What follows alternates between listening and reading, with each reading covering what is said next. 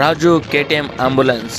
ಇವರು ಬಡವರಿಗೆ ಹೆಲ್ಪ್ ಆಗಲಿ ಅಂತ ಕಡಿಮೆ ದುಡ್ಡಲ್ಲಿ 24x7 ಆಂಬುಲೆನ್ಸ್ ಸರ್ವಿಸ್ನ ಕೊಡ್ತಿದ್ದಾರೆ. ಈ ಆಂಬುಲೆನ್ಸ್ನಲ್ಲಿ ಮೆಡಿಕಲ್ ಎಮರ್ಜೆನ್ಸಿ ಪರ್ಪಸ್ 2 ಆಕ್ಸಿಜನ್ ಸಿಲಿಂಡರ್ನ ಮೇಂಟೈನ್ ಮಾಡ್ತಿದ್ದಾರೆ. ಹಾಗೂ ಈ ಆಂಬುಲೆನ್ಸ್ ಒಳಗಡೆಗೆ ಕ್ಲೀನ್ ಆ್ಯಂಡ್ ಹೈಜಿನಿಕ್ ಆಗಿ ಮೇಂಟೈನ್ ಮಾಡಿದ್ದಾರೆ. ಅದ್ರ ಜೊತೆಗೆ ಮೆಡಿಕಲ್ ಎಮರ್ಜೆನ್ಸಿ ಪೇಷಂಟ್ಗಳಿಗೆ ಹೆಲ್ಪ್ ಆಗಲಿ ಅಂತ ಇವರು ಆಕ್ಸಿಜನ್ ವೆಂಟಿಲೇಟರ್ಸ್ ಕೂಡ ಪ್ರೊವೈಡ್ ಮಾಡ್ತಿದ್ದಾರೆ. ನಮಸ್ತೆ ಬ್ರದರ್. ನಮಸ್ತೆ ಬ್ರದರ್, ನೀವು ಆಂಬುಲೆನ್ಸ್ ಸ್ಟಾರ್ಟ್ ಮಾಡಿ ಎಷ್ಟು ವರ್ಷ ಆಯ್ತು? ಅಣ್ಣ, ಆಂಬುಲೆನ್ಸ್ ಸರ್ವಿಸ್ ಸ್ಟಾರ್ಟ್ ಮಾಡಿ 3 ವರ್ಷ ಆಯಿತು. ಬಡವರಿಗೆ ಹೆಲ್ಪ್ ಆಗಲಿ ಅಂತಲೇ ಆಂಬುಲೆನ್ಸ್ ಸರ್ವಿಸ್ ಸ್ಟಾರ್ಟ್ ಮಾಡಿದ್ದೀನಿ. ಅಂದರೆ ಯಾವ ಥರ?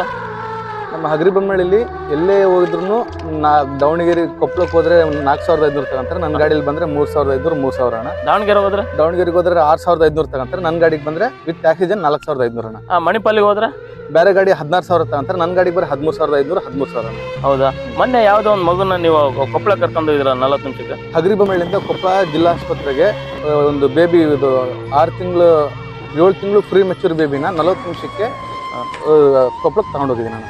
ಇದೇ ಥರ ನೀವು ಜನರಿಗೆ ಉಪಯೋಗ ಅಂತ ಸರ್ವಿಸ್ ಕೊಡ್ತಾ ಇರಲಿ. ಹಗರಿಬೊಮ್ಮಳ್ಳಿ ಇರಲಿ ಅಥವಾ ಸುತ್ತ ಯಾವುದೇ ಹಳ್ಳಿಗಳು ಇರಲಿ, ಮೆಡಿಕಲ್ ಎಮರ್ಜೆನ್ಸಿ ಯಾವುದೇ ಇದ್ರೂ ಕೂಡ ಕಾಲ್ ಮಾಡಿರಿ.